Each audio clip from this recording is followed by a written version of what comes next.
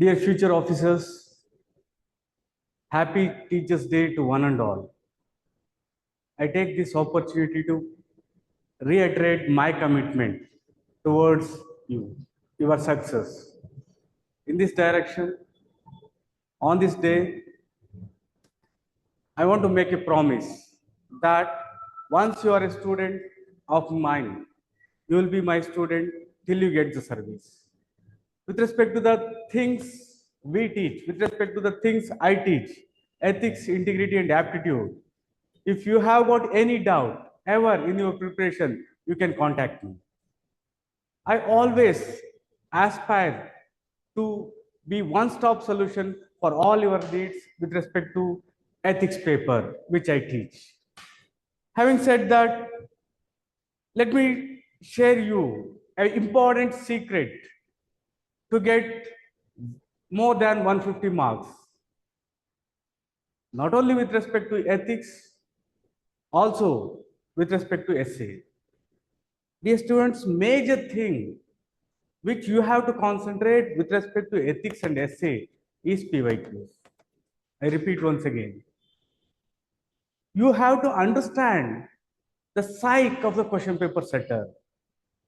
You have to tune your thought to the tuning of the question paper setter, the frequency of the question paper setters.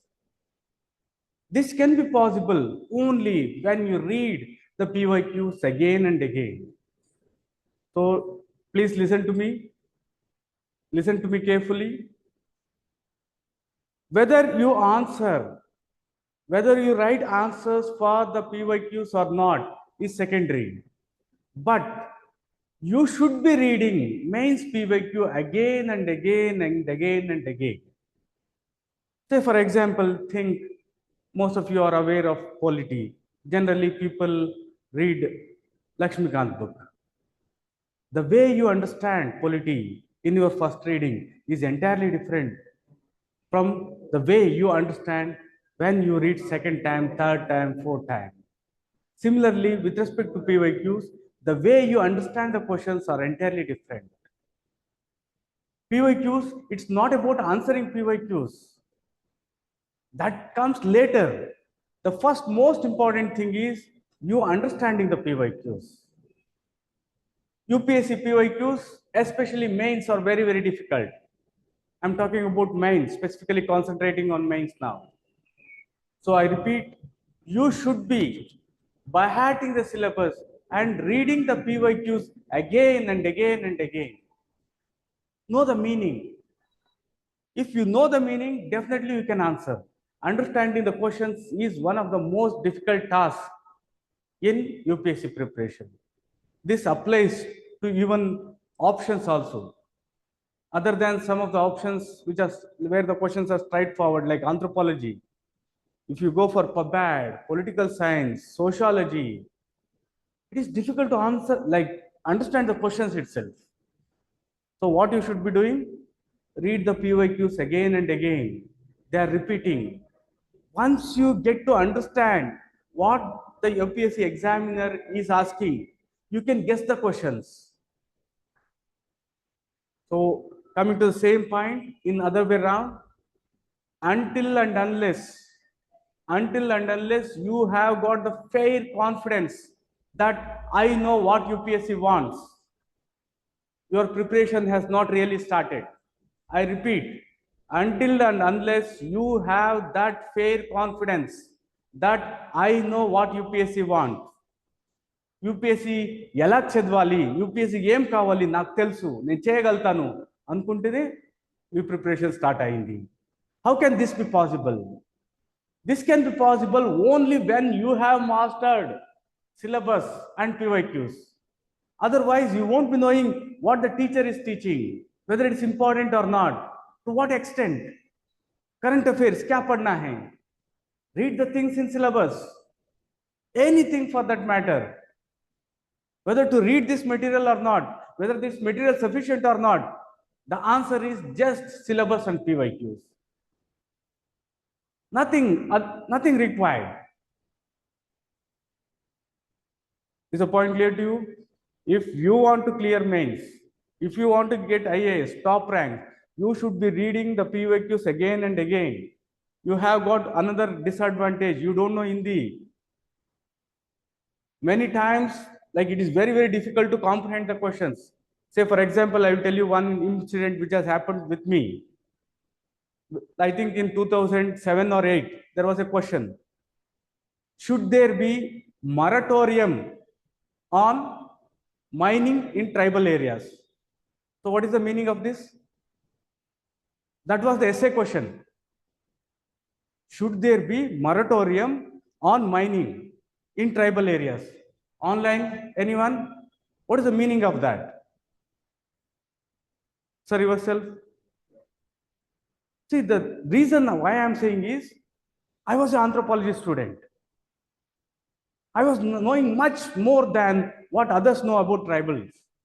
I was having a deep understanding, but I was not knowing the meaning of moratorium exactly. I was having a broader idea, but not exactly. So I couldn't touch that because the question may go, the interpretation may go differently. I may write differently. I may get less marks. So you have to be reading questions so that at least you will get the vocabulary. Is the point clear? Understanding the questions, mains questions, especially GS and essay is very, very difficult. That is the crux of mains. If you understand, then writing mains is a cakewalk. Okay. Having said that, let's get started. So how many of you have by-hearted the syllabus? By-hearted completely. What about online people? Have you by-hearted?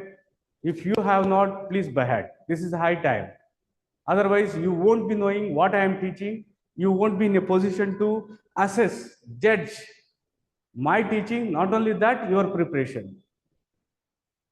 So how to master the syllabus? As I already told you, mastering the syllabus is not that easy. First, you have to segregate the keywords. You have to get the main points. Then only you can,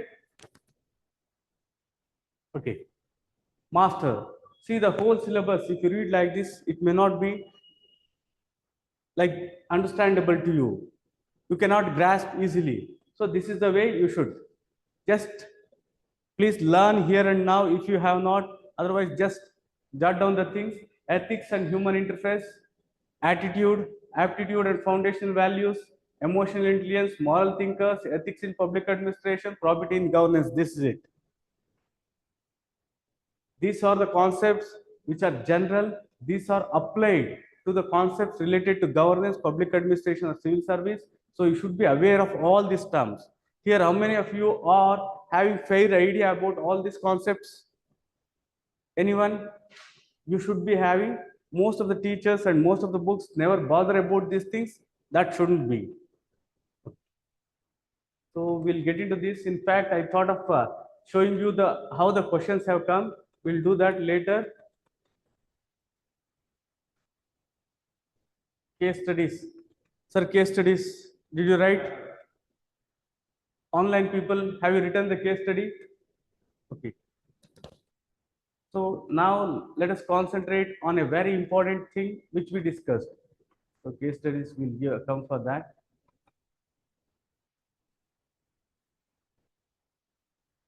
Ethics. What is ethics?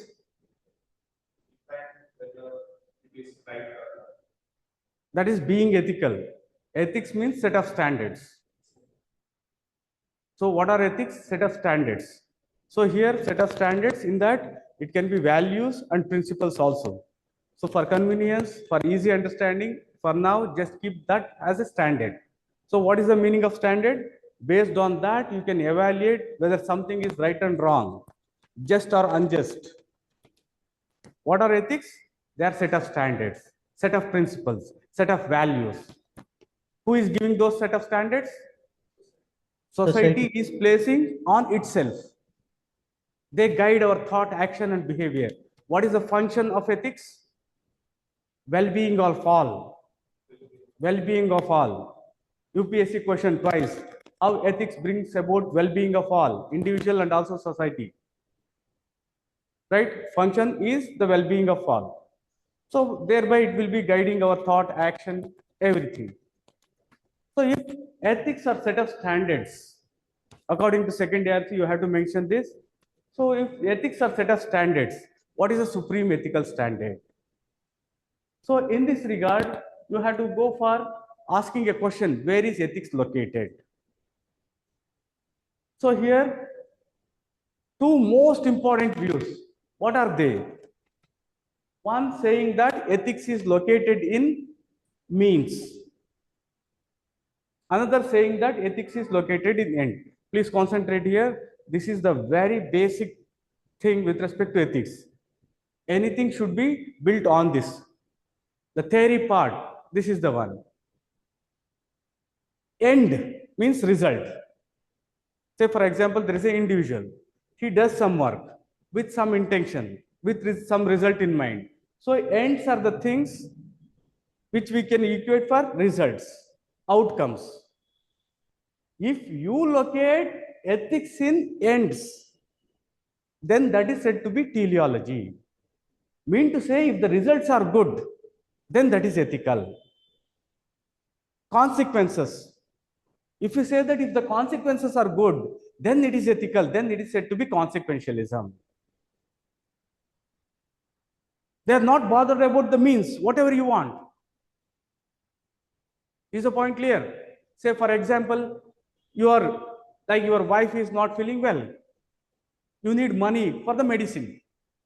So here, getting the money so that you bring medicine for your wife is important. Whether you beg, buy, borrow, steal, kill, anything, doesn't matter. In fact, they don't consider these things. Is the point clear to you? That's the teleology. Teleo means end. Consequentialism. Consider the means? Never. They consider only ends, only results, only outcomes, only consequences. The other one says that no, result is not important. Only means are important.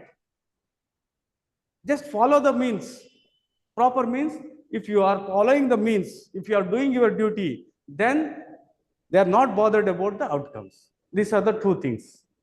So this is a UPSC question, 2014, very simple, very beautifully given.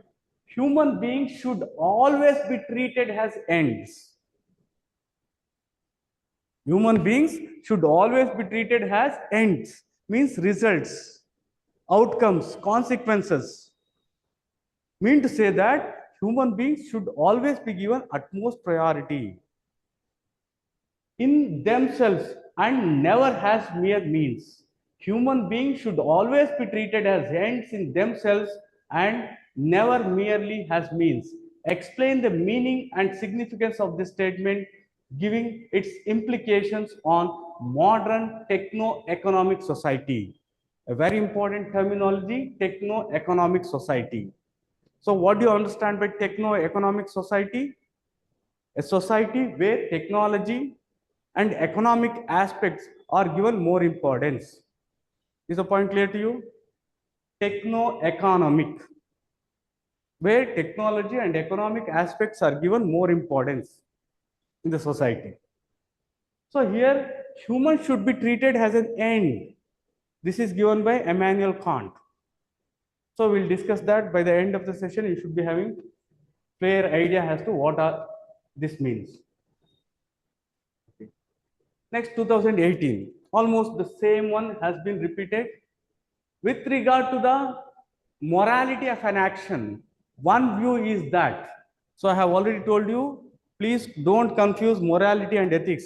This is a one often committed mistakes. Please consider ethics and morality as same, interchangeable. Say constitutional morality, they have asked. Many write that morality means individual. No, that is wrong. I'll explain as to what is the difference between morality and ethics. But as of now, take morality and ethics as same. Right? With regard to morality of action, one view is that means are of paramount importance, as I told. And the other view is that ends justify the means. The second one, ends justify the means. Means if the results are good, outcomes are good, consequences are good, then whatever the means you take, immaterial. Getting IAS is the end. Means, what are the means you are using? Hard work, something, or copying, or bribing the chairperson. So all this happens in State Public Service Commission, not in UPSC. So here they are saying, they are asking you whether means are important or the ends. Which view do you think is more appropriate? Justify your answer. See, if you would have prepared for 2014 question, the same question has appeared. Don't you think you can answer this question if you would have answered the previous one? This is how questions are repeated. Dear students, one important thing once again I stress on. See, UPSC has been conducting exams for many years. History, geography, polity, these are all relatively static. A variety of questions that can be asked are already been asked. A direction లో అడగాలో అన్ని direction లో అడిగేశారు already. Is the point clear to you? Say for example, Indian freedom movement. Whatever direction possible, already all directions have been asked for the last 50-60 years. There may be some variation, some twist, ante inkemi undadu. So అందుకే PYQs very important, especially mains PYQs. రోజు లేచిన తర్వాత first మీరు అది చేయాలి. Okay, I repeat again, with regard to the morality of an action, one view is that means is of paramount importance, and the other view is that ends justify the means. Which view do you think is more appropriate? Justify your answer. So this you are aware of. Then what is the supreme ethical standard? The most accepted view are two. So here, where is ethics located? Whether ethics is located in ends or means. Is the concept of means and ends clear to you? So then, some say that ethics is located in ends, results, consequence. Others say that no means. Sir, ethics located in both means and ends. Please come again. Ethics located in both means and ends, sir. Okay, very good, very good. This is the two field of thoughts. Some say that means, some say that ends. We'll discuss, we'll deliberate, we'll analyze, and afterwards, like as you said, definitely both means and ends. Not only that, many other dimensions are there, rights, virtues, all. The most accepted is whether it's located in means or ends. So after that, you have got some saying that, especially this is already redundant one, not been that popular and also not nowadays used, virtuous ethics. If a man is of virtue, virtue means behavior showing high moral standards, good conduct. Say warrior, courageous, that's it. That's the only thing required. If you are a courageous person, you will do ethical things as a warrior. That was the thought. In virtues, rights of an individual and contract. These are the things which have come later. So this is almost like 2000 years back. Virtuous ethics, Aristotle, Plato, these people have given this. If you say that ethics is located in ends, then it is said to be teleology. Teleo means end. Is the concept clear to you? If you say that ethics is located in ends, then it is teleology, consequentialism. For ends, you can take other words, results, outcomes. If you say that ethics is located in means, then it is deontology. Deon means binding or duty. So this is the one which I have already explained. Think that you are an individual. You do some work. So means to get some end. If you are locating ethics in end, it is said to be consequentialism or deontology. Outcomes, results, consequences. So here the representative of consequentialism or teleology is utilitarianism. I repeat, utilitarianism is the most important theory or in consequentialism given by Bentham and also supported by Mills. Some say that no, ethics is located in means. They are said to be deontologists or deontology.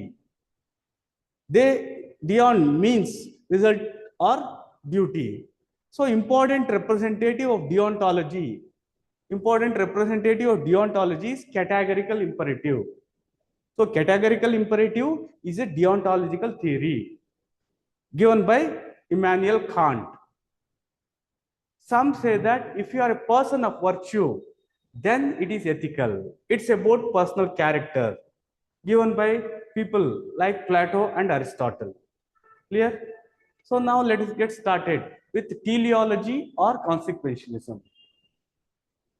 So telomeres, have you heard of telomeres? Anthropology students. Chromosomes, have you heard of chromosomes? Telomeres వినారా? Chromosomes ఎండ్లు ఉంటాయి కదా, telomeres means end. So here should telomere. Okay. Ethics is located in consequence and results. Okay, please concentrate here. According to this, morality of an action is contingent, dependent, present on the actions of outcome or result. Thus, morally right action is one that produces good outcome, good consequences, good result. Please internalize this word. Morality or ethics and action is contingent, dependent on the outcome. Just note this one line. According to teleology or consequentialism, morality, ethics is dependent on the outcome, result, consequence, anything.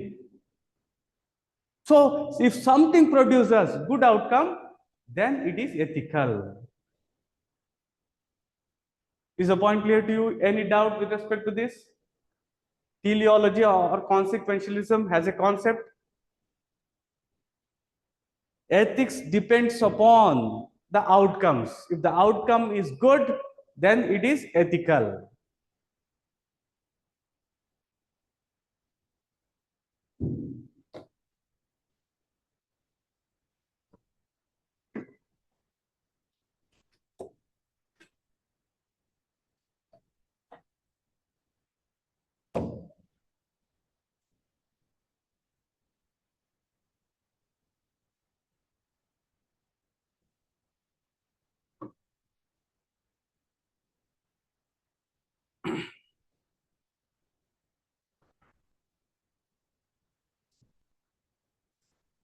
Means are secondary.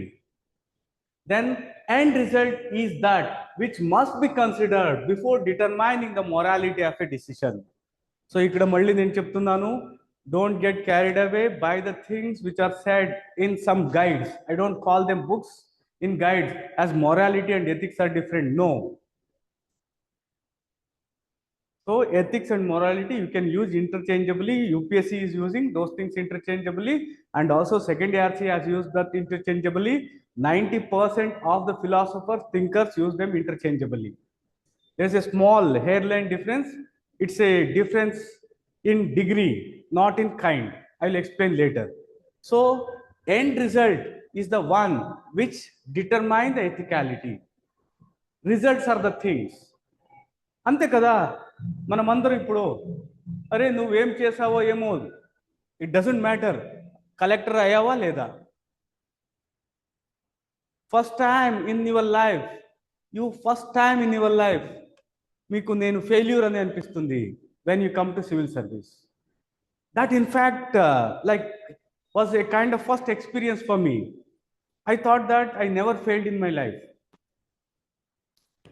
I thought that UPSC preparation I'm preparing. But once my brother told, Anna, you have also failed. I asked, where? You have failed in UPSC. Still I was having attempts then. First attempt lo ayav kada, fail. So what does that mean? Results. So here, who is the fastest runner? Usain Bolt. right? You might have practiced more than Hussein Bolt. Hussein Bolt కింద ఎక్కువ efforts పెట్టుండొచ్చు మీరు, కానీ మీరు అతని కింద ఫాస్ట్గా పరిగెత్తలేదంటే it's of no use. You might have studied too much, too good, but where is the outcome? Where is the result? మీరు చెప్పొచ్చు like to your parents or someone, I read like anything, things like that, but it's not the one which the society consider. Not only the society, even you won't consider those things.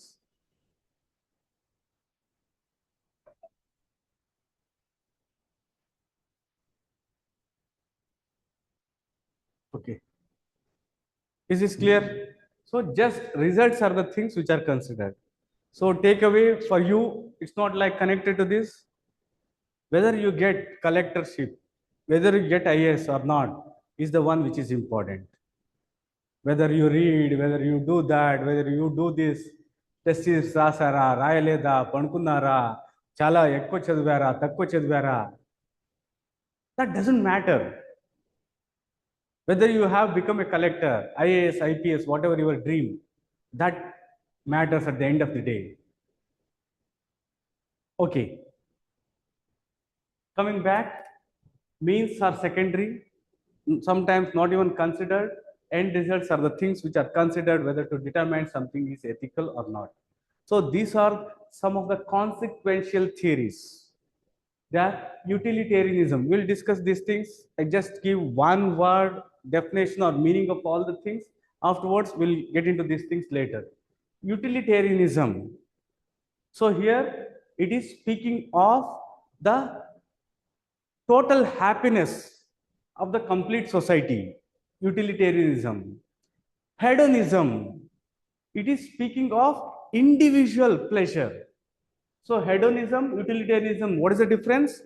Utilitarianism is speaking of the total happiness of the society. Hedonism, in this they are speaking about the pleasure, what you get, the individual pleasure. Egotism, this is concentrated only with respect to you.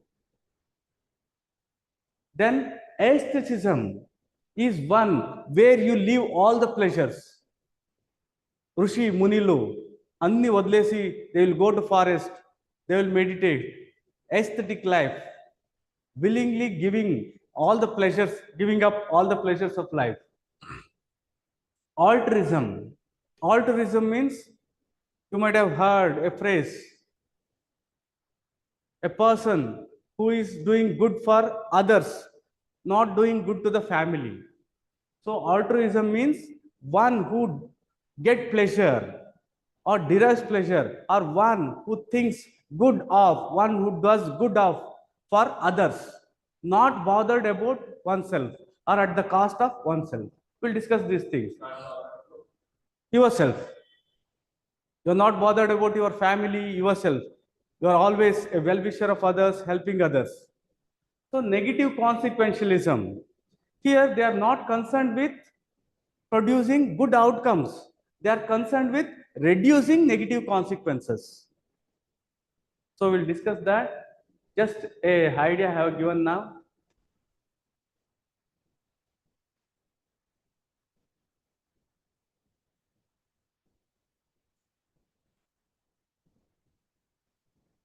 So utilitarianism, it is a consequential theory given by Jeremy Bentham, one of the most important fundamental thinker in philosophy with respect to ethics.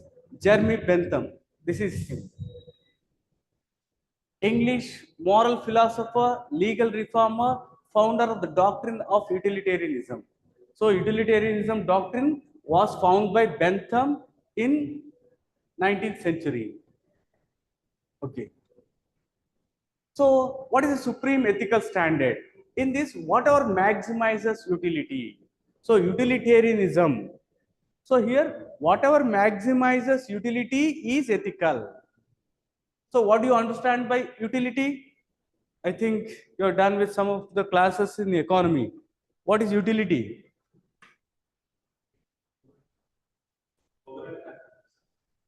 Okay, like here I'm talking just the literal meaning. What is utility? Utility is not need. Online people, you can message me or you can speak, take the phone. According to Bentham, whatever maximizes utility is ethical. Then what is utility? Utility is a common term we use. Utility refers to want satisfying power of a object. What is utility? What is the utility of this pen? What it satisfies. Want utility refers to the wants which are satisfied by an object. Utility. So what is utility? Want satisfying power. So here for Bentham, utility is with respect to happiness. So whichever maximizes utility is ethical. What is utility? Utility is happiness. So what is the meaning? Whatever maximizes happiness is ethical. Think it over. So the concept of ethics, please interlink to teleology. Please interlink to utilitarianism. This is the fundamental one to understand the means and end concept, which has been asked. So according to Bentham, whatever maximizes the utility is ethical. What is utility here? Happiness. Whatever maximizes happiness is ethical. So what is happiness then? According to Bentham, in words you may note down these things. Happiness is equal to pleasure minus pain. Simple, few words. Utility is equal to happiness. Happiness is equal to pleasure minus pain. So whatever produces pleasure, whatever prevents pain or suffering is said to be ethical. Then the question is, why Bentham has taken happiness as the supreme ethical standard? Why happiness? There was a question, what do you understand by happiness in UPSC ethics paper? Think it over. Why they might have taken the concept of happiness? Why Bentham has taken happiness as the concept to explain the ethical things? According to him, if something gives you happiness, then it is ethical. So why? Why is that? For this, Bentham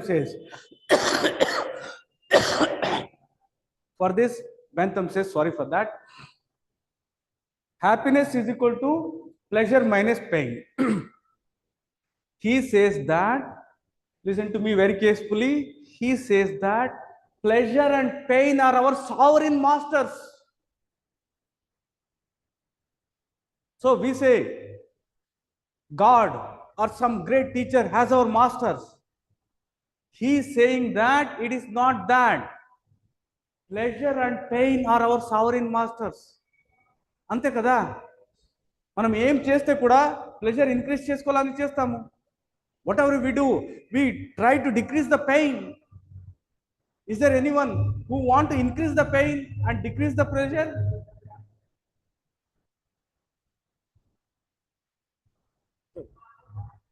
Is the window open there? Okay.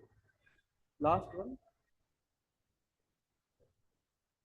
Okay, sorry. Like Ganesha Chaturthi sound. Here. So here, please connect it. What is ethical? Utility. What is utility? Happiness. What is happiness? Pleasure minus pain. Why pleasure minus pain? Sovereign masters. Means he is saying that these are your gods.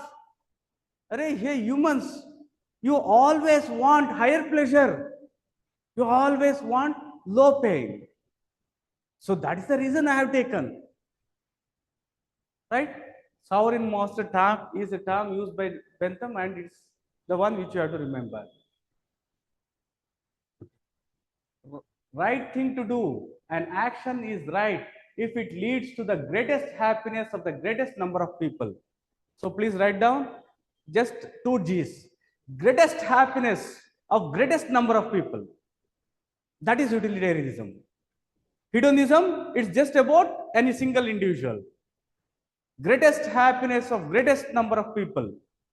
That is the tagline of utilitarianism.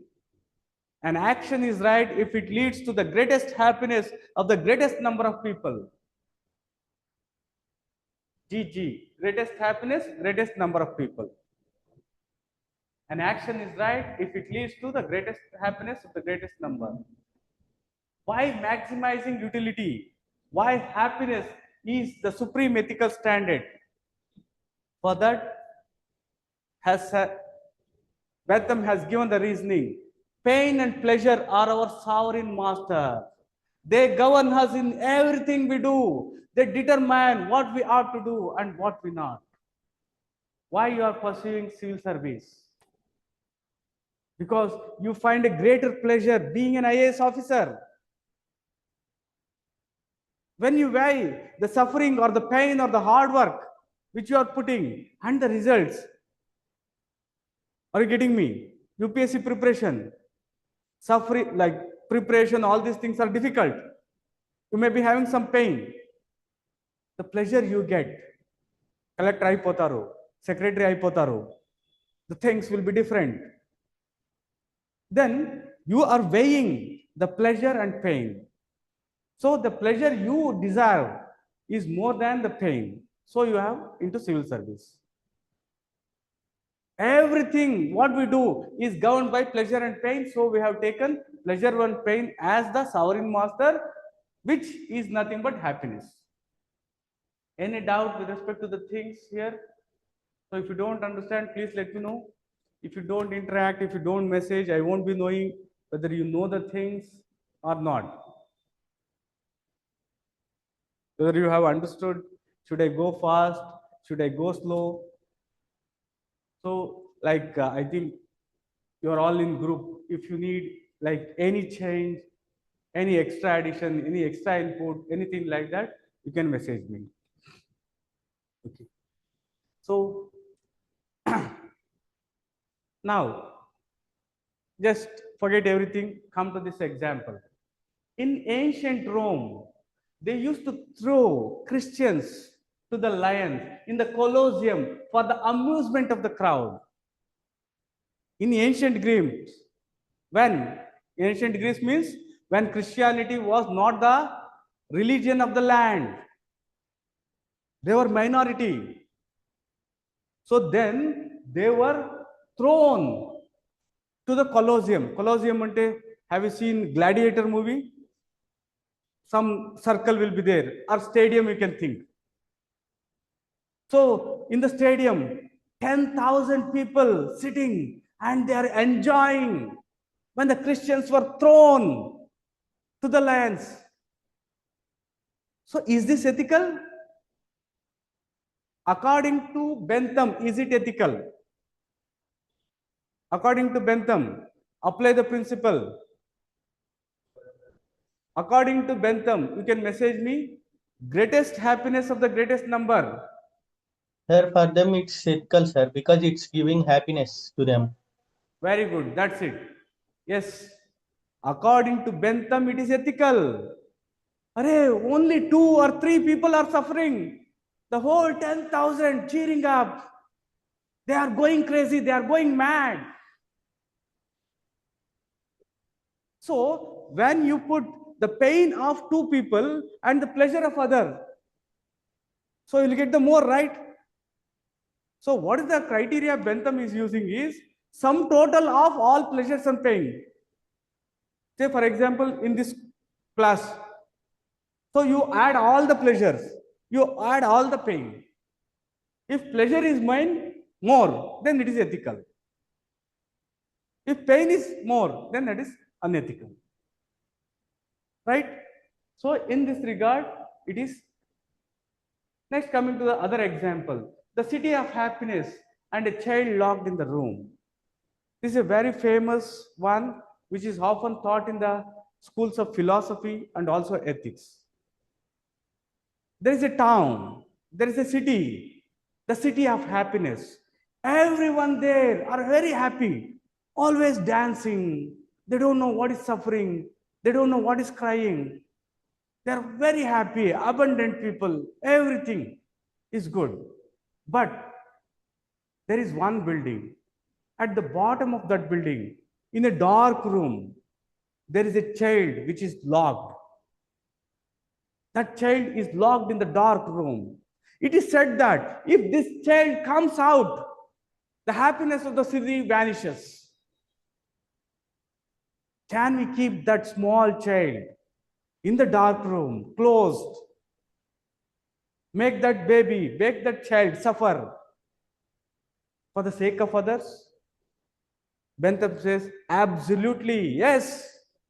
Greatest happiness of the greatest number of people. One suffers, it doesn't matter. So these are the things which you should be writing in your examination also. See, some may be suffering, but if it is helping most of the people, then it may be considered as ethical. See, only one child in dark, locked in room, the whole city is happy. So what is your opinion? Bentham, according to Bentham, it is ethical. What is your opinion? Should the child be locked in the room for the sake of the city? You should take a stand. Then lifeboat and 4 stranded soldiers. This we have discussed. Sir, is there any evidence for that? If child comes out, happiness will ruin. It's a hypothetical one which is been like thought in most. It's a hypothetical one, not real one. It's just like a, for to make the concept clear, they have taken this. That's it. So the lifeboat, the 4 stranded soldiers, we have discussed this. See, if they are not having food, if they don't eat, all the 4 will die. So they have killed one. So they are alive. So greatest happiness of greatest number of people. Lifeboat case, yesterday we discussed. So 3 people will be happy. Somehow one died. So is it ethical according to Bentham? According to Bentham. Yes. This is what happening now. See, what about tribes? Tribes are uprooted from their old places. They have got their gods. Everything. They grow up like the society, the nature, the spirit, everything will be there. They'll be just uprooted because a dam is constructed. This is what happening, right? Okay. Now, what is the ethical policy for legislatures? So, if you are a legislature, then what is ethical for you? According to Bentham, a policy is ethical if it is producing what? Greatest happiness of greatest number. So here a policy is ethical if you add up all the sorrows, if you add up all the pleasures, if the pleasure is more, then it is ethical. So according to me, if you add up all the benefits and subtract all the cost, sorry, it should produce more happiness than the alternatives. So what is the meaning? Think that there are 5 alternatives. Say option 1, option 2, option 3. So in that, which option produces more happiness? So what is happiness? What is the formula for happiness?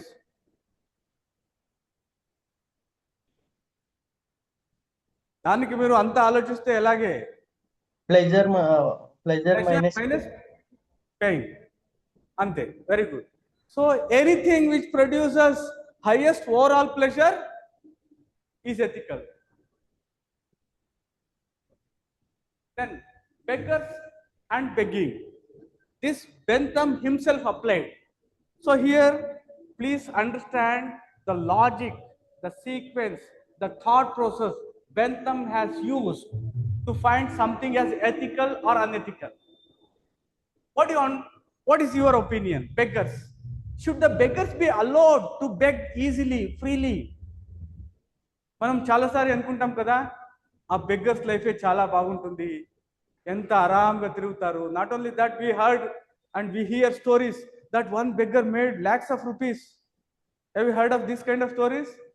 Some memes also. Beggar comes in car.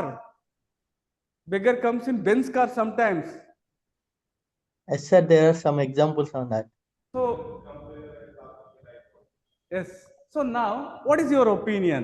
Should the beggars be allowed to beg freely, or should the beggars be kept in a workplace or a something like any place where they are taken care of?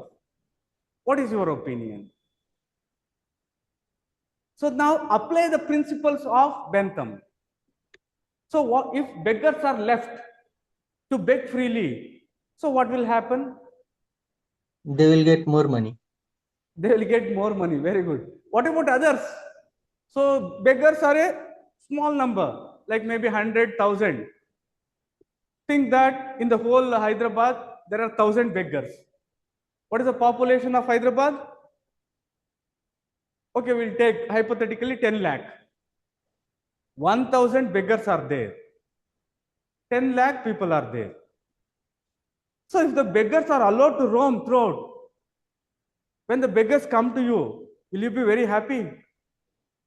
ఈ భిక్షుడు వచ్చాడు, డబ్బులు ఇచ్చాను. And also that is very, very difficult. If you give money to one beggar, another 10 beggars will come. Even that beggar won't be satisfied. 10 రూపాయలు ఏమొస్తాయి sir, ఏమి రాదు. Then you will feel very bad. అరే ఎందుకు ఇతనికి డబ్బులు ఇచ్చాను? Okay, coming apart.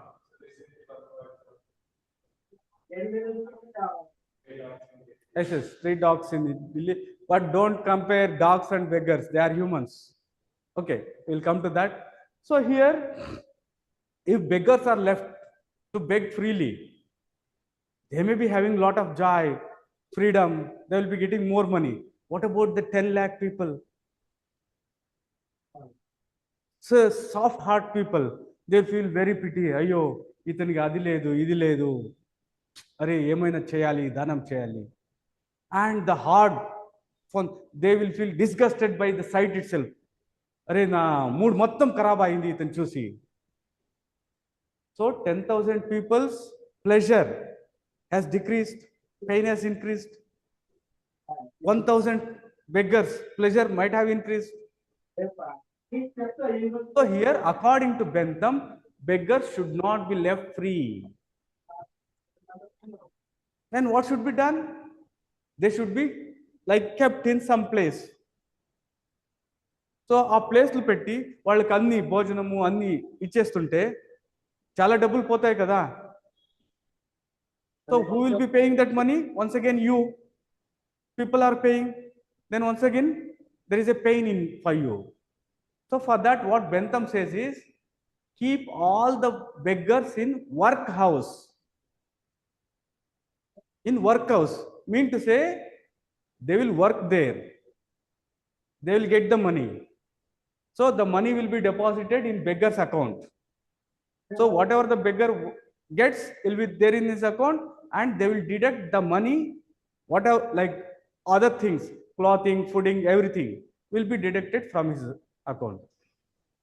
Idi bagunda? So this was some things, right? So let me explain these things as explained by Bentham. Application of utilitarianism to begging and beggars by Bentham. What is the ethical? What is ethical for the legislature with respect to begging, beggars? Number one, what should the legislature do? Number one, let beggars be allowed for begging. That is one. Second, confirming beggars in a shelter home or a workhouse. So shelter house or workhouse. Then third one, confirming beggars in a workhouse. So in a shelter house, the difference is everything is free. In a workhouse, they are made to work. Clear? Is the difference clear to you? In shelter home or asylum, they are given everything free. But in case of workhouse, they are made to work and the money will be deposited to their account and deducted whenever they use any other facility. So here, what is best according to you? Sir, I'll go with option 3. Okay, very good. So what about others?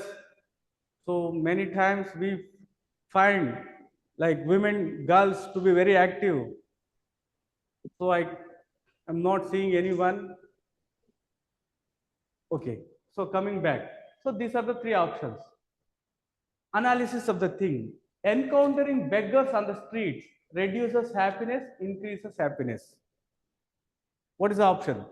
Encountering beggars on the street, will that reduces the happiness or increase the happiness? Okay. So for others, it is decreasing the happiness. For beggars, increasing. Okay. Encountering beggars on the street reduces the happiness of the passers-by. For tender-hearted souls, the sight of beggar produces a pain of sympathy. For tender-hearted, smooth-hearted souls. For hard-hearted folk, it generates the pain of disgust. So in both cases, it reduces the utility of general public. So they shouldn't be allowed to beg openly. The same principle you can apply for the recent Supreme Court judgment with respect to stray dogs. But we are not comparing dogs and beggars. You can apply the same utilitarian prism. So beggars must be removed from the street and confirm them to the workhouse according to Bentham.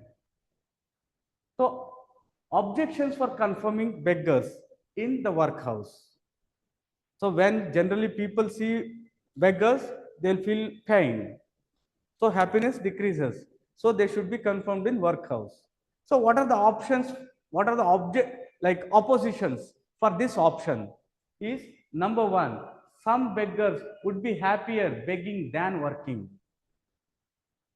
Some of the pain suffered by the general public is greater than whatever unhappiness is felt by the beggars.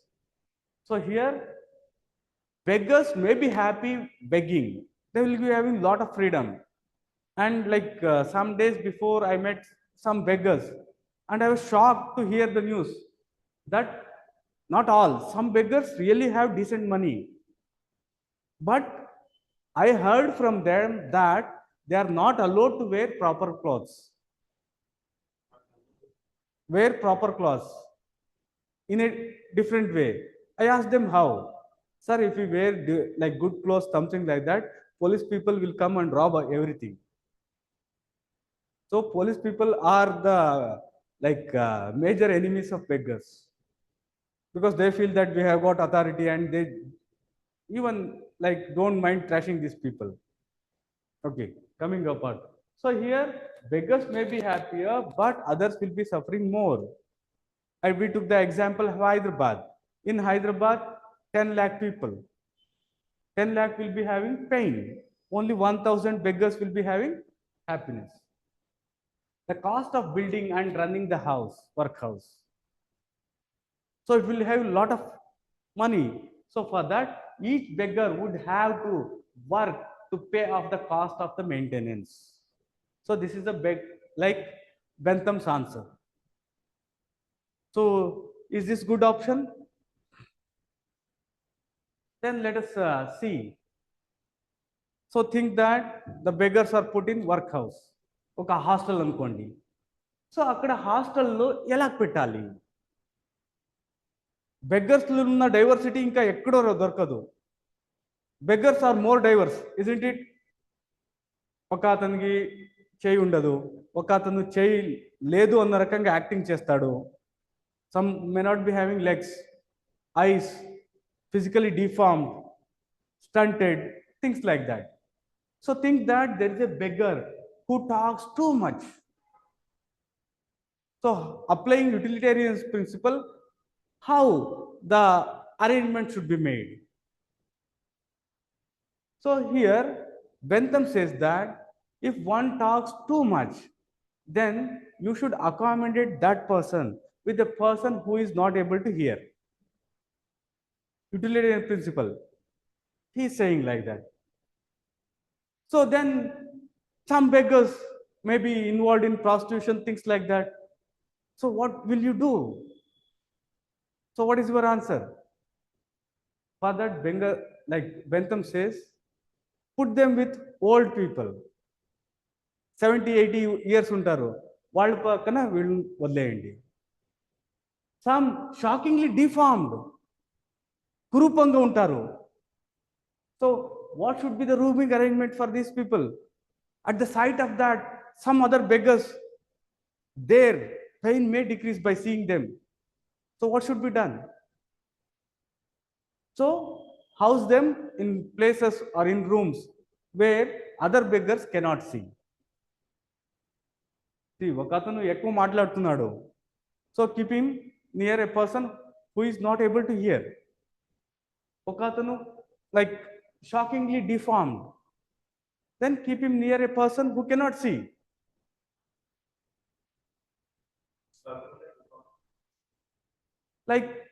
Like kurupi, have you heard of this? Ugly, you can take that. So the same thing. Next to every class, station a class unsusceptible of that inconvenience. Next to the persons who talk more, place deaf and dumb. Next to prostitutes and loose women, place aged women. Next to shockingly deformed people, place the blind. So here too, he has put the concept of utilitarianism. Okay. UPSC has.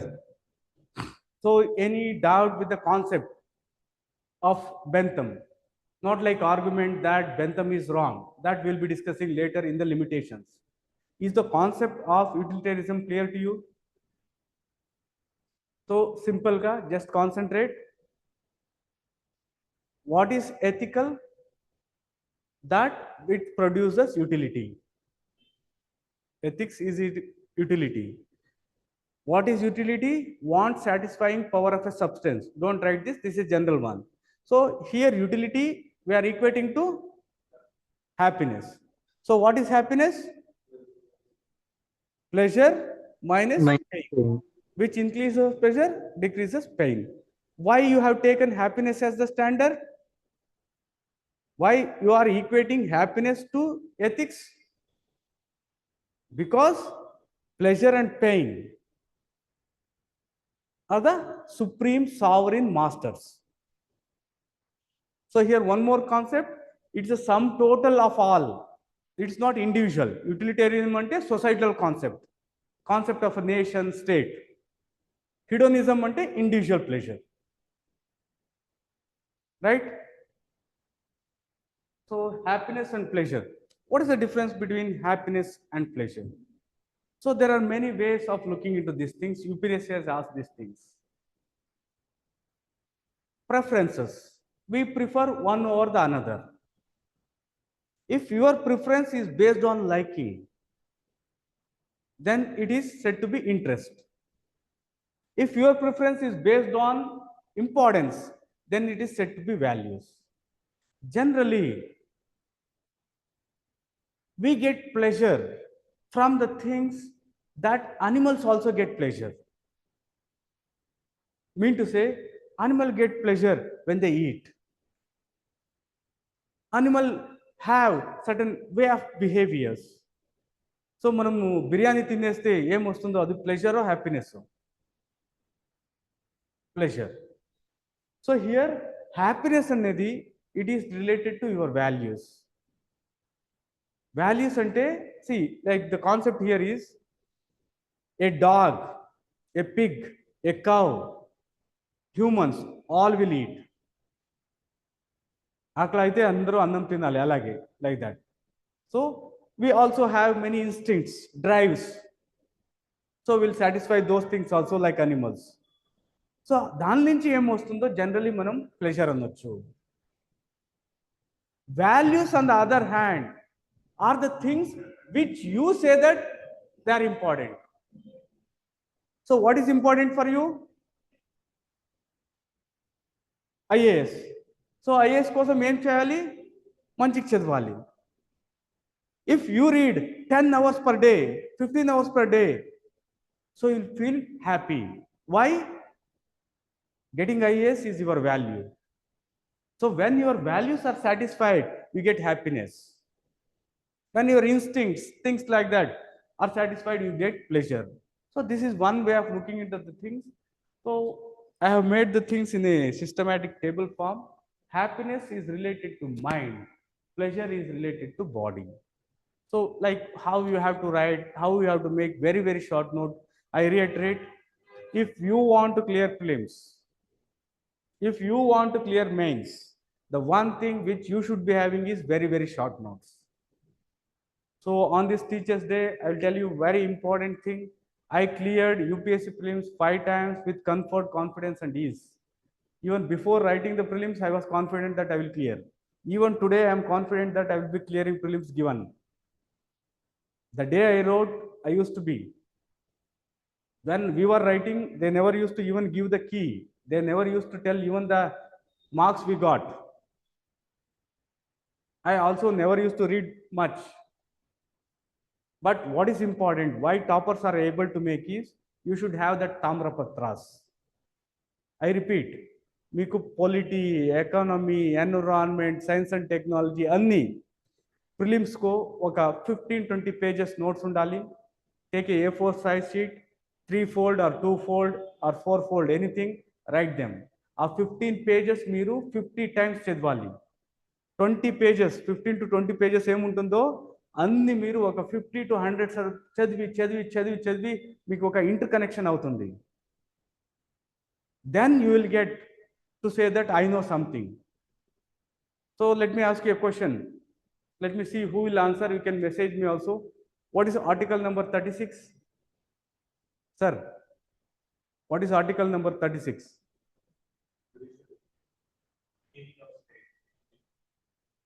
Okay, very good. What is article number 43?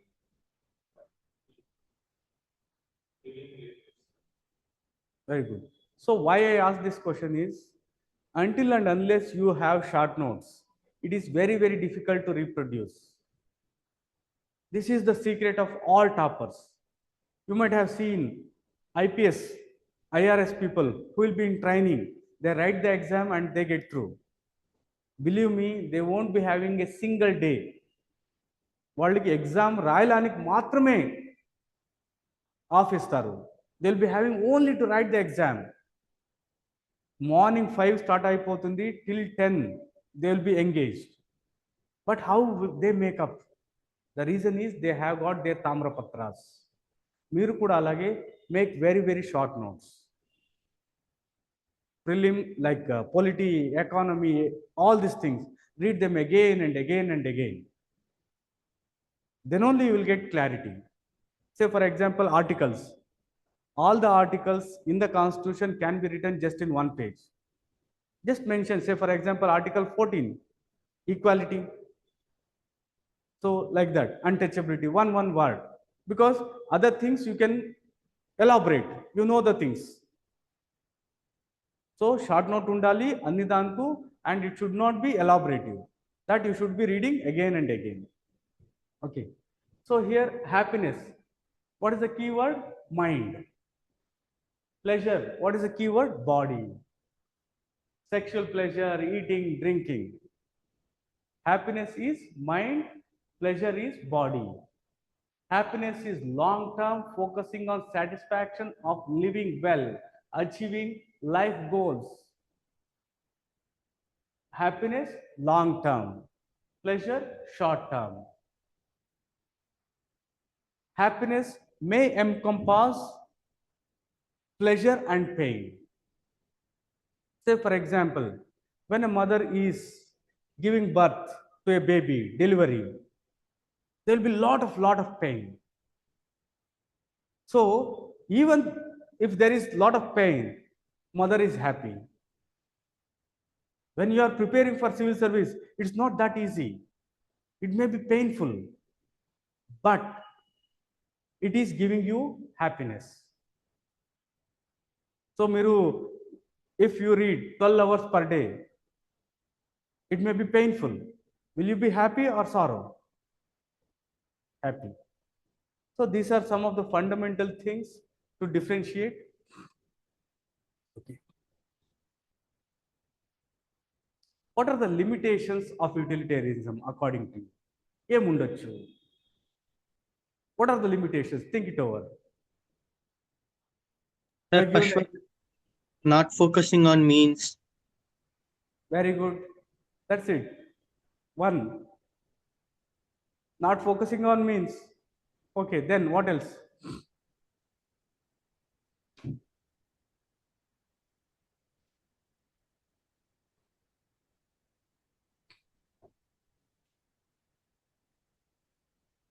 Next, think it over. Just think. Can we equate something which changes, pleasure, pain, which are contingent on the individual, on something which is said to be standard? నీకు మంచి కనిపిస్తే అది ఎథికల్లా? When you see beggars, you are feeling bad. అంటే అది unethical-ఆ? How can something be dependent on what you feel? And also, what you feel may not be the constant one. Sometimes you might deserve some pleasure by seeing the beggars also. చాలాసారి మనం అనుకుంటాం కదా, అరే మనకి ఇది ఎందుకురా civil service, ఈ bag, ఈ coaching, ఈ ఏదాన్ని చూడరా వాడు ఆ బెగ్గర్ ఎంత బాగున్నాడు. So here there are many things which are very important you should be considering.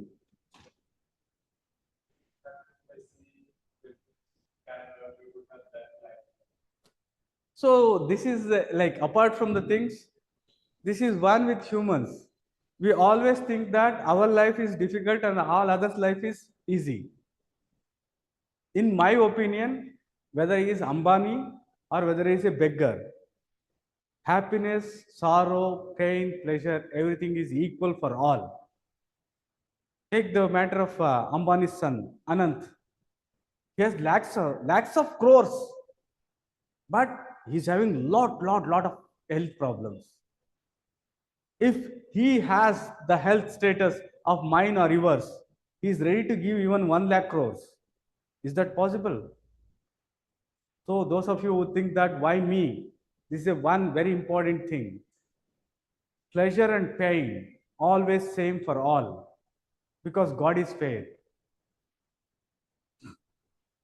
And in line with that, just out of some extra information, there was a study conducted for nearly some 70,000-80,000 people who are said to be happy.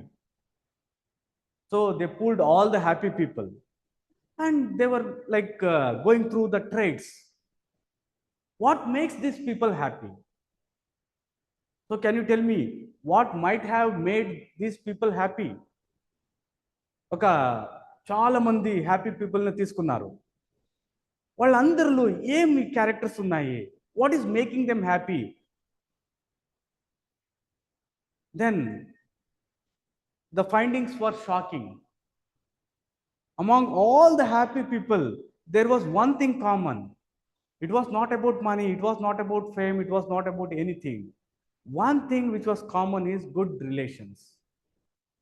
Think, you have got good friends, you have got good husband, good wife, good boyfriend, good girlfriend, you have got good like siblings, brothers, sisters, very good. Don't you think you will be happy? So here we are all social humans, social beings.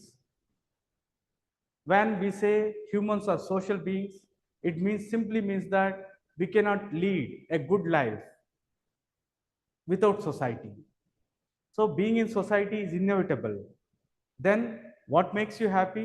Inevitably, the relations. So how to have good relations? We'll discuss over that. There's an important concept in line with that, emotional intelligence. We'll discuss that. So if you want to be happy, you should have good relations. You may be a collector. What if you daily quarrel with your children and your wife? You may not be having sufficient money. Think that you have got a very good family, very good wife, very good kids, very good friends. So you'll be always happy. Double ledu ante vallu happy gundara. Won't they laugh anytime?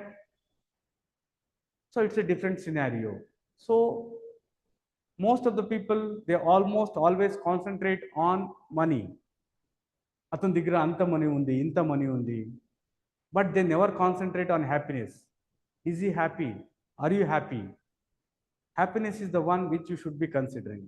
Okay, coming back to the limitations of utilitarianism. So here, happiness is not good or bad, right or wrong. That is one of the most important fundamental limitation. If something is making you happy, we cannot say that that is right. Isn't it? మీరు మందు తాగితే మీకు మంచి happiness వచ్చేస్తుంది. So అందుకే అది ethical అని చెప్పొచ్చా? So when you criticize me, when you beat me, you are getting happiness. Can we equate that to ethics? So making someone happy cannot be said to be good. So happiness is not good or right. Making a man happy is quite different from making him good, prudent, virtuous. So first, the very basic is wrong. We cannot equate happiness for something like virtue, something like good. Happiness is a different one and good is a different one. Pain and pleasure are not our sovereign masters. So I'll come to this, like why pain and pleasure are not our sovereign masters later. People are used as means, not ends. See here, in the ancient Greece, Christians are used as means, not ends. So they were used as means for someone's happiness. Say, for example, I need 100 rupees.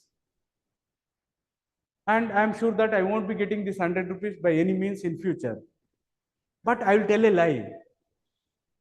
Sir, please give me 100 rupees. I will return tomorrow. So here, what did I do? I used you as a means for my pleasure. Is the example clear to you?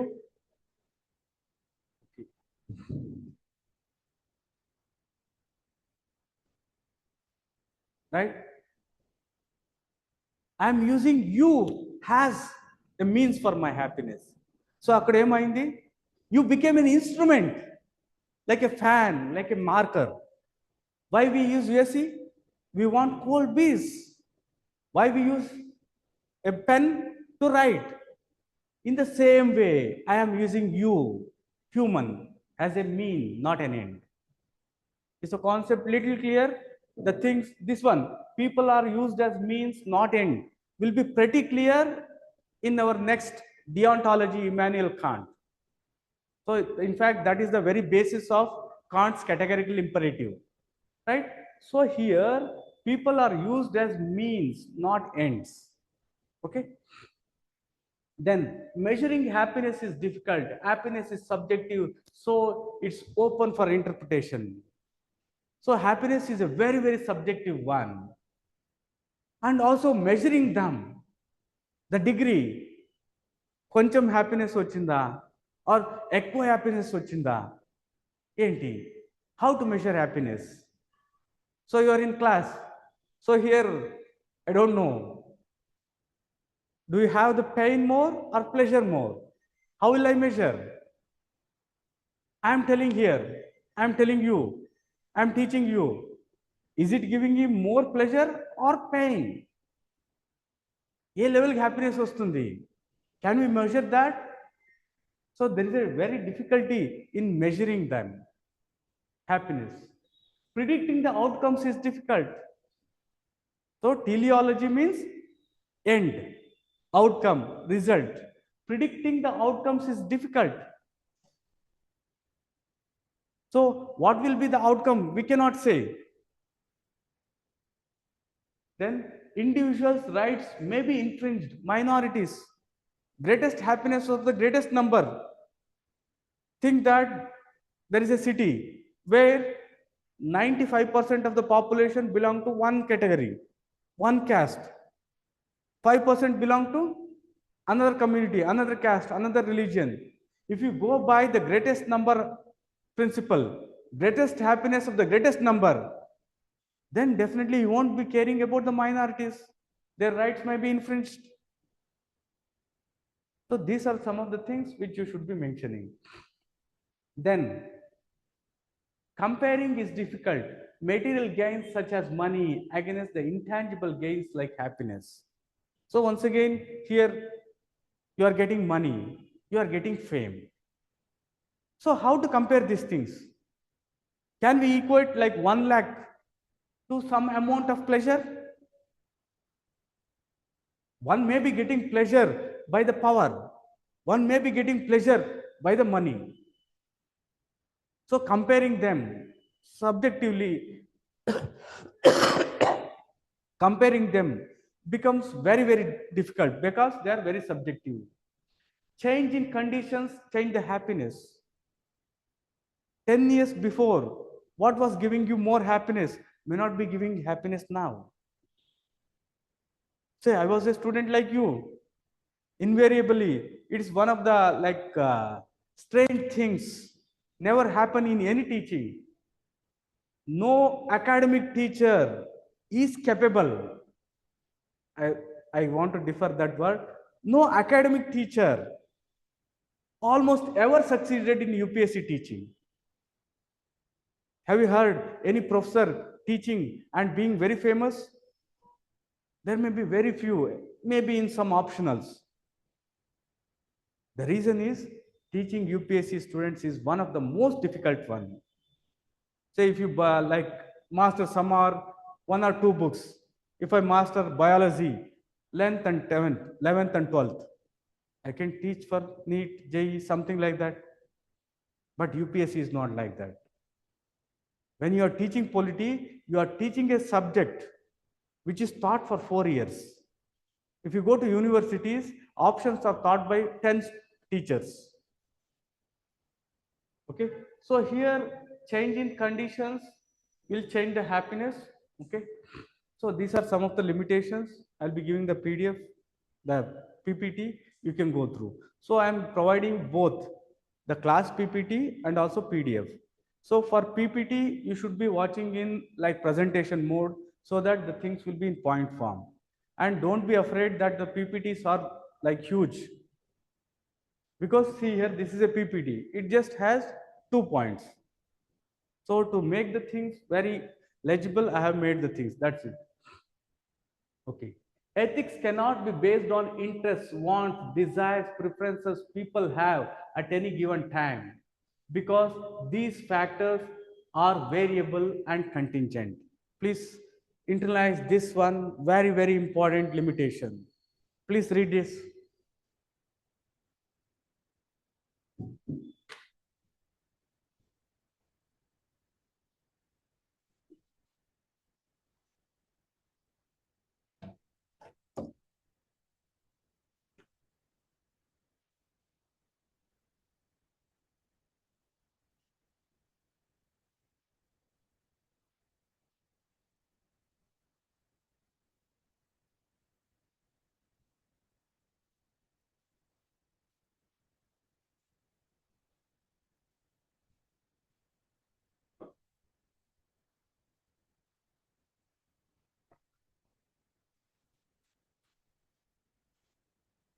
Okay, understood? Okay.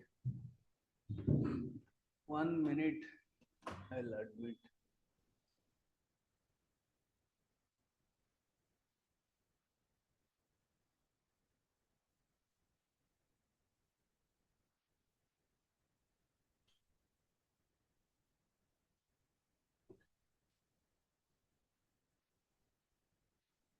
So this is a very important one. It says that how can you have the supreme ethical standard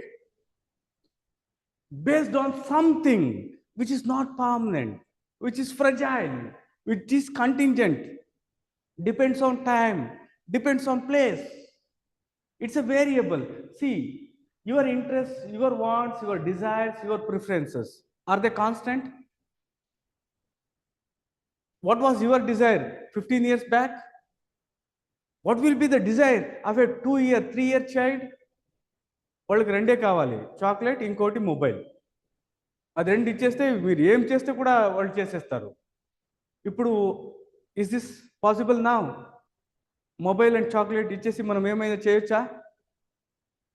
things have changed. The same. Now you're all youth. Like you'll be thinking in terms of power, life, that, this. Will the things be same when you become 60 years old, 70 years old? Think that there is a old man, 70, 80 years. తీసుకో Benz car, sports car, Ferrari car. Will that give pleasure to that person? That may not be. The same Ferrari car may be giving a huge pleasure to a youth. So here, your wants, desires, preferences are dependent on the time variable. They are changing. So how can you evolve something like ethics based on these factors which are not permanent? They themselves are not permanent. Your interests are changing, your desires are changing, your wants are changing. What makes you happy is changing. Say, for example, law of diminishing marginal returns. You think that you ate a fruit, like or sweet. When you are very hungry, when you eat a sweet, you'll get a lot of pleasure. Will you get the same pleasure after eating 3-4 times, 3-4 sweets? It may not be. So this is a very, very important one. Ethics cannot be based on interests, wants, desires, and preferences people have at any given time, because these factors are variable and contingent.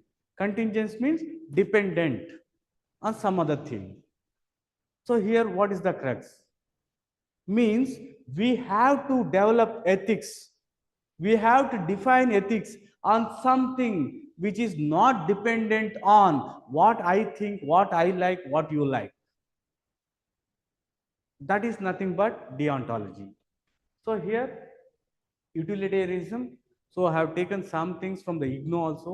The same things they have given in a different way, better way. Questions are expected from IGNO material. So I reiterate, for any optional or any topic, the best thing are NCERT and IGNO material. Why they are best? The reason is the questions are coming from that. Is the point clear to you? మీకు ఏదైనా concept కావాలంటే one thing what you should be doing, type that concept and type IGNO, type NCERT. Secularism, you want to read about secularism, what you should be doing, type secularism, type IGNO or NCERT. You'll get a beautiful PDF and you can refer that. Afterwards you have all the technologies, right? For any concept, NCERT should be the base, because questions are coming directly అక్కడి నుంచే వస్తున్నాయి for many reasons. Okay, IGNO material, these are the things I have given. You can read those things I will be providing to you. Otherwise it will be just simply reading the same thing.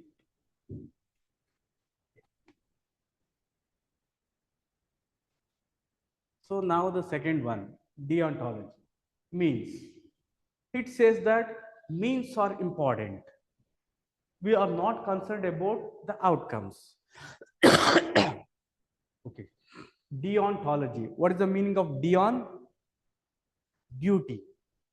Deon means duty. Human beings should always be treated as ends. So this is a very important question. You'll get a clarity after this topic. So I'll read this again. We have read already. Human beings should always be treated as ends in themselves and never merely means. Explain the meaning and significance of this statement, giving its implication in modern techno-economic society. What is techno-economic society? This society has importance for technological. Like not has importance, like where technology and economic aspects influence the society more. So don't you think technology and economy are influencing more? Yes. Okay. The same here. With regard to the morality of an action, one view is that mean is paramount important, and the other view is that ends justify the means. Which view do you think is more appropriate, justified? So these are the two questions they have given. So coming to the deontology, it says that actions are morally obligatory regardless of their consequences of humanity. So deon means duty.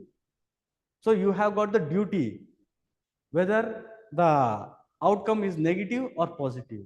So action is a moral obligatory. So please write down this keyword. Though I'll be giving you all the PDF, you should be noting down the important keywords. So here, what is the keyword? Morally obligatory. Moral obligatory. Deontology means any work is a moral obligatory. So it's a different level, it's a different thought. If there is any like thinker who is like difficult to understand, comprehend, then it is once again Kant. Kant's thoughts are very, very difficult to comprehend. The reason being, it is not based on common sense. An action is considered ethically or morally good because of the character of the action itself, not the result. So whether it is ethical or not is determined by the characteristics of the action what you are doing, not the result, not because of the product of the action is good. So కొంచెం ఏదైనా conceptual clarity వచ్చిందా ఇక్కడ? So here what they are saying is they are not bothered about the result.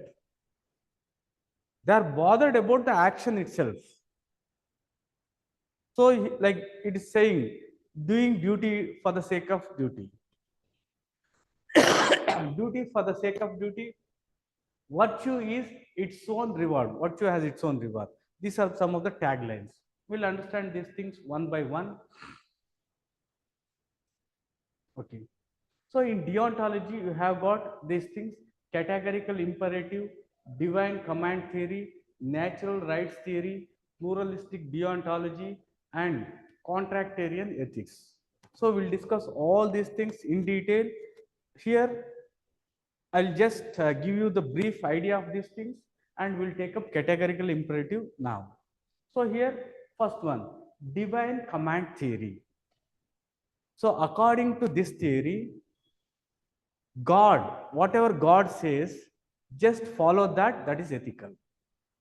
This is what some of the most religious people do. What is the difference between being religious and spiritual? So out of this, like just this struck in my mind. So ఈ మధ్య ఇది చాలా popular అయిపోయింది. I'm not a religious person, I'm a spiritual person. So this you might have not heard because you are too young. So మనం ఎప్పుడు like ఈ మధ్య వెళ్తే నేను స్పిరిచువల్ బీయింగ్ని, నేను స్పిరిచువల్ అంటారు. What is that? What is the difference between spirituality and religion?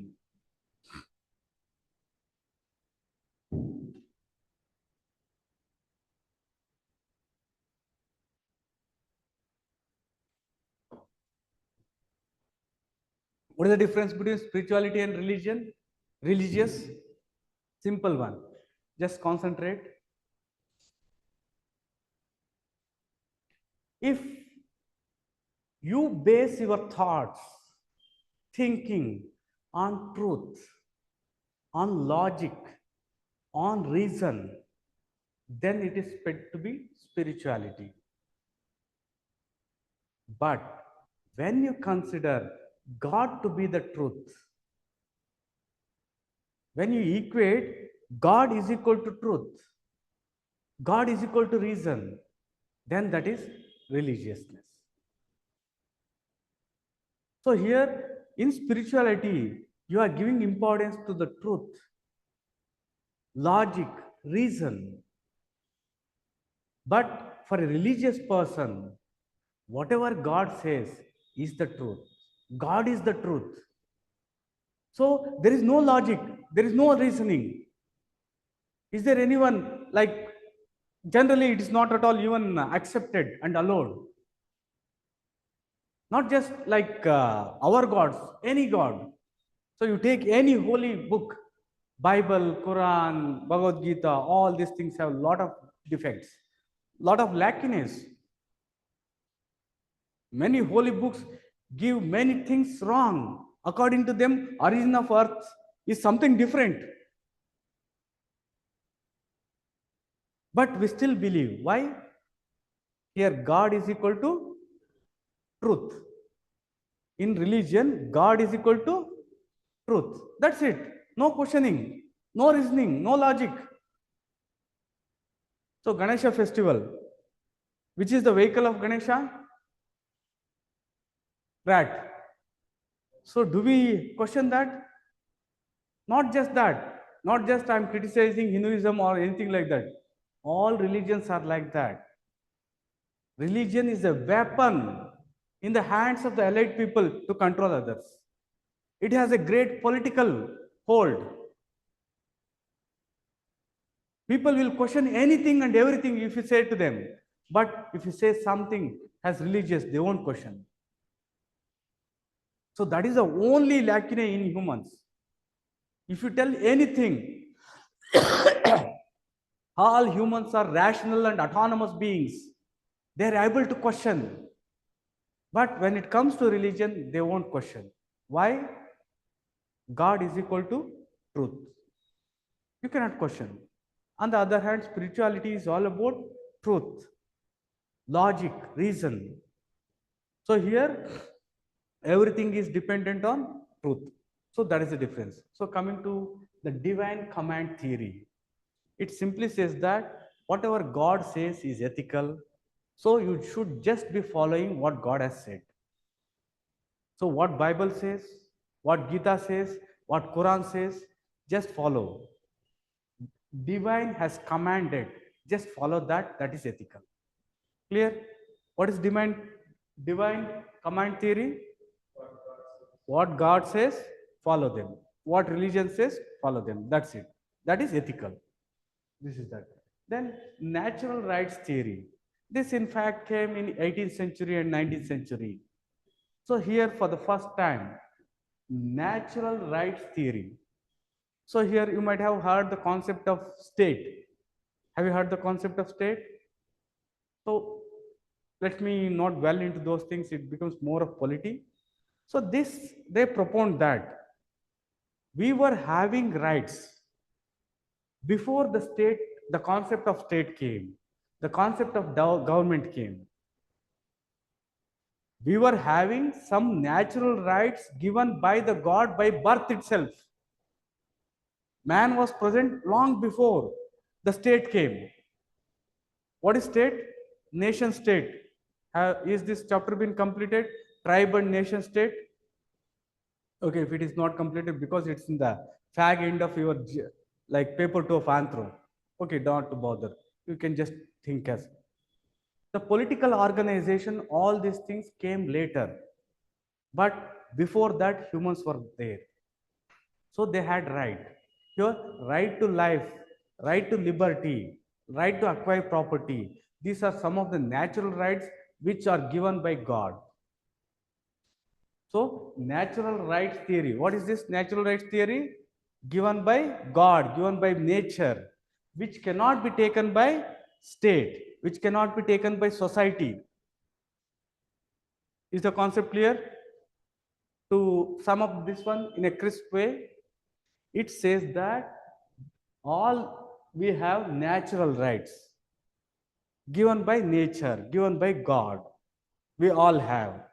These rights cannot be taken by state, cannot be taken by government, cannot be taken by society, cannot be taken away by any other individual. So this is natural rights. So in context with this, what are human rights? What are human rights?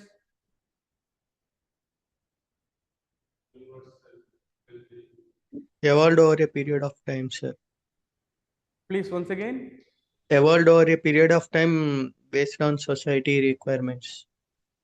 Okay, that's good. Precisely, human rights. Think that I have killed 10 people. Do I have human rights? Yes or no? Think that there was a war between India and America. We'll increase our standard. Chota Mota, Pakistan, China, no, America. Think that we had a war and think that we won. And we have captured these Americans who came fighting. So, do these Americans have human rights?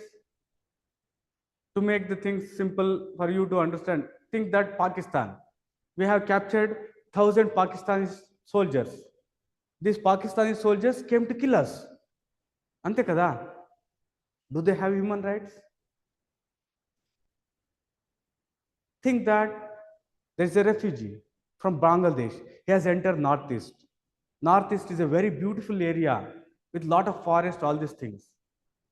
In Bangladesh, there is a huge population density.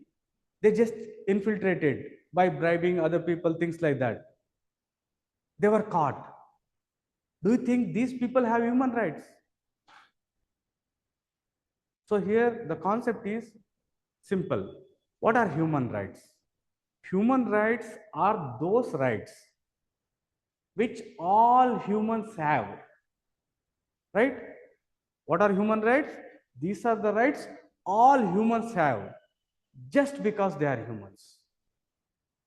ఒక మనిషి అని మీరు పుట్టారు అంటే మీకు కొన్ని rights ఉంటాయి, అవి human rights. Is this clear?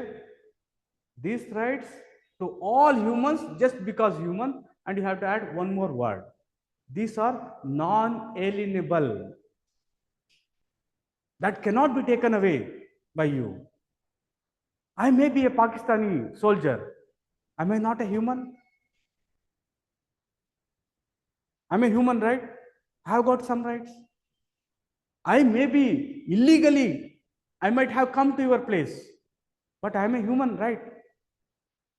Right to life నాకు కూడా ఉంటుంది కదా, నేను కూడా బతకాలి. I may be a criminal, I might have done something wrong. అలాగనుకునే మీరు నన్ను ఏం కావాలి అది చేయొచ్చా? I too have some rights, some dignity.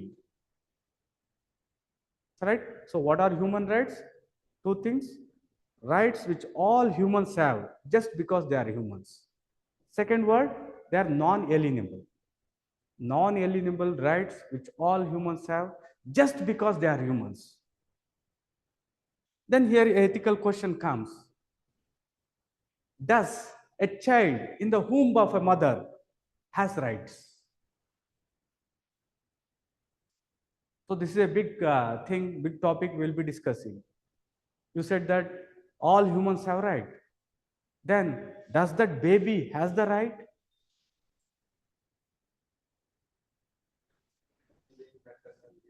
But that is That's having life, right?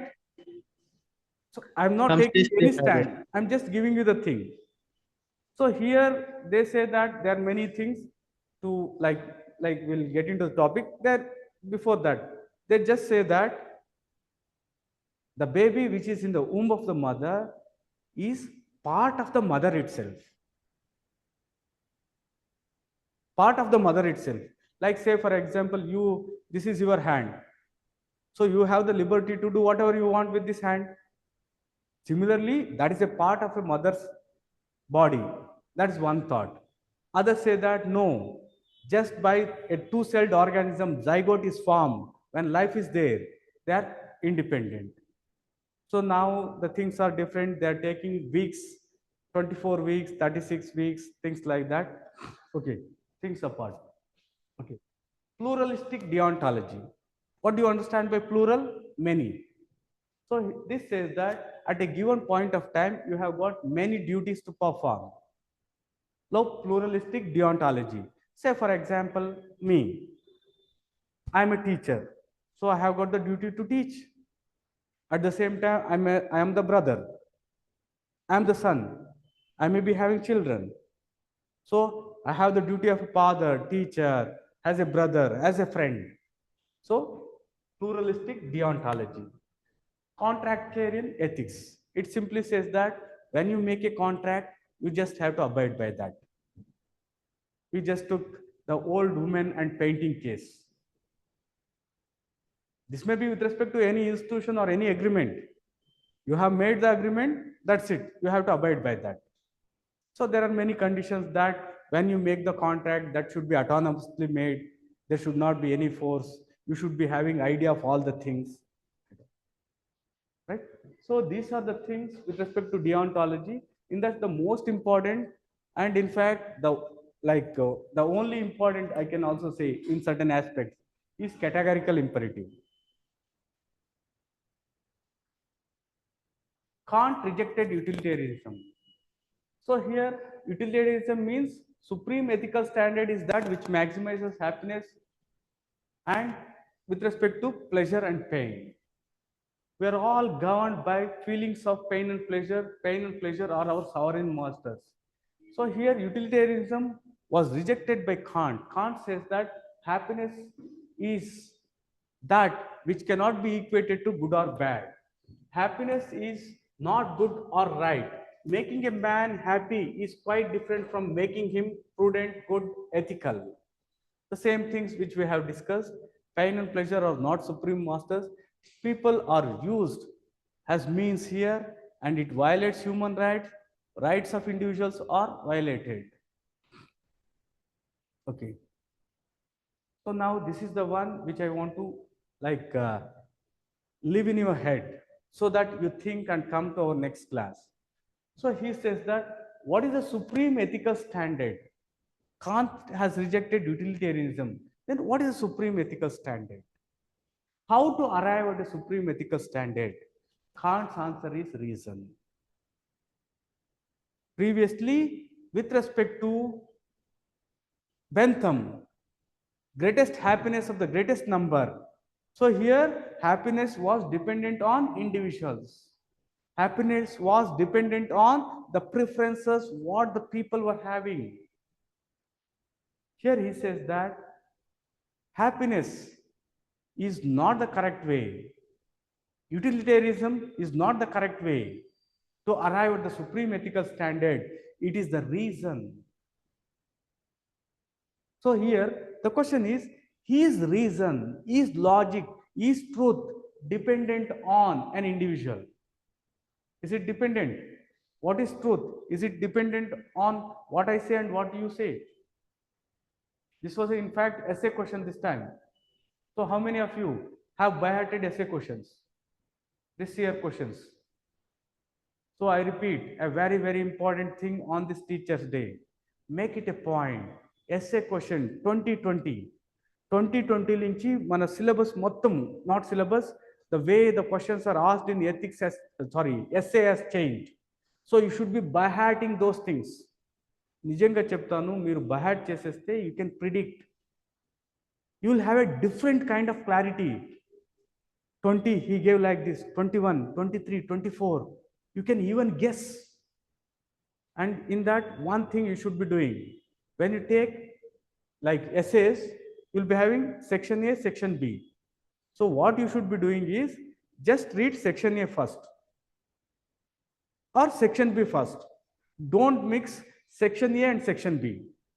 Is my point clear to you?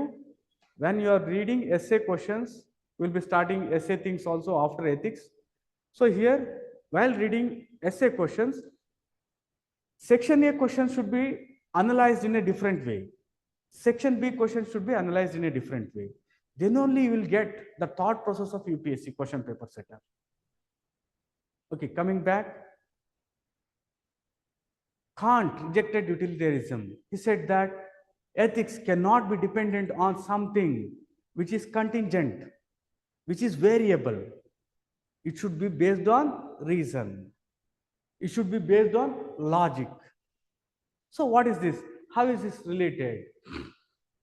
Okay. So categorical imperative. So just understand the meaning to begin with.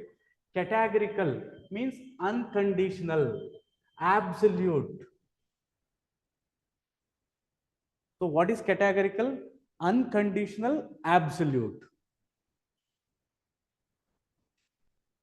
Imperative means unavoidable.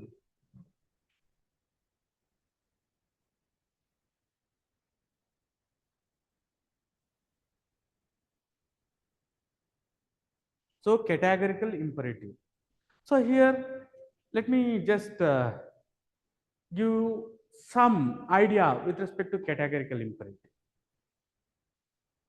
So here, let me give some examples here. Some of the important examples given by Kant itself. Think of a situation where mother is in hospital, hospitalized.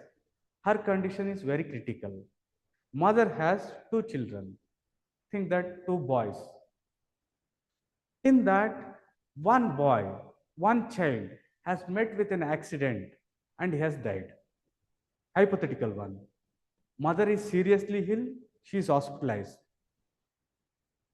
So she should be taken care, chala manchiga chuskoవాలి. She had two children. One has died.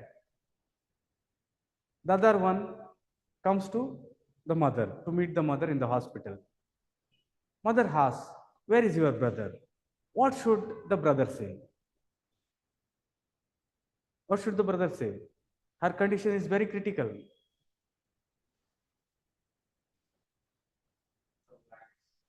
So one of your friend is saying that he's fine, he's at home, he went somewhere, things like that. Don't tell mother that the son has died, the other son. But Kant says that this is a very big fraud. Why? Because you are using your mother for her own happiness. Please remember the previous question. People should not be used as means. So what you did by saying that the other son is good, you are using your mother for even her own good.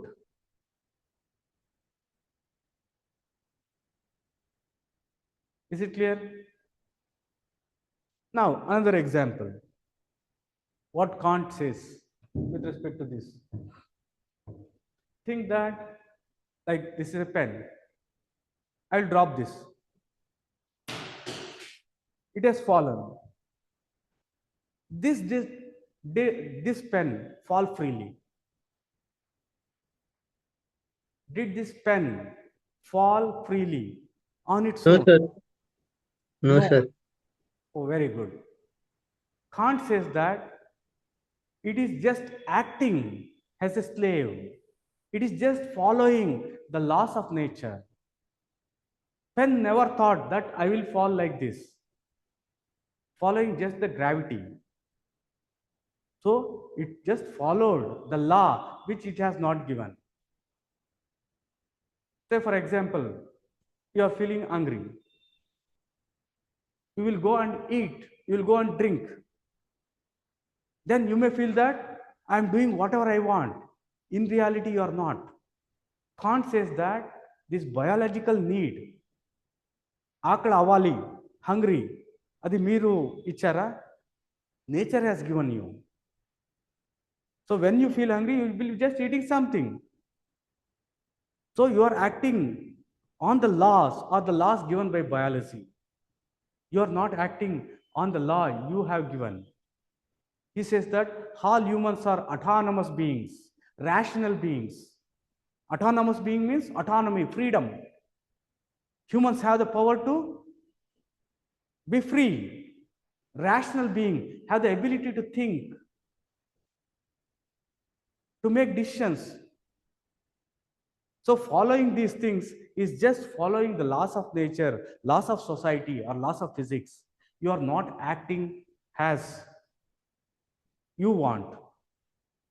When you feel angry, you think that you are acting freely by eating biryani.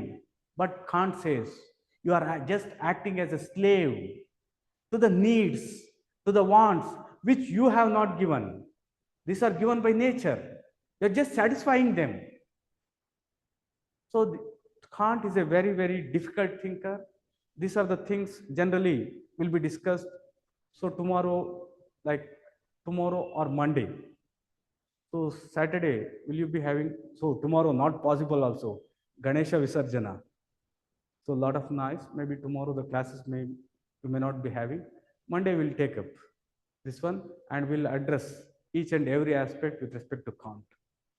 So having said that, dear students, enjoy the process. If you enjoy the process, success is yours. We all, it's very easy to say, but always concentrate on the process. I repeat one more time, one more thing. If you want to succeed, take one day at a time. Even if you are thinking for 27, you may be having only 600 days. Take one day at a time. Squeeze the day to the maximum. Enta avutundo anta. Still, you have a lot of time today. Let today be the masterpiece in your life. I can say this with confirm and confidence. If you can make the best use of a day, that is more than sufficient. How can that be made? That can be made only when you make best use of the first half of the day. Miremaina, first half means as soon as you wake up, what you do, that matters. If you waste the first half of the day, second half is gone. Read till 7 o'clock, 8 o'clock. Afterwards, you do anything. Anything you want to do, you can do, but never in the first half. So here, very, very important, you should have the things fixed. You may wake up at 8, 9, 10, but as soon as you wake up, what I should be doing should be fixed. అప్పుడే మీరు లేస్తారు, లేదంటే బెడ్లు ఇచ్చి బయట కూడా రాదు. ఏం చేయాలి అనుకున్నారు లైక్ రేపు, especially the first 3-4 hours as soon as you wake up should be automated. ఇలాగ వెళ్తాను, ఇలాగ చేస్తాను, ఇలాగ అంతే. Then you will get that uprika. You will make the best out of the day. This can be possible only when you have thought of these things before you sleep. A very famous one, very famous dialogue. Your day never starts when you wake up. Your day starts when you sleep. So before you sleep, you plan what you should be doing tomorrow.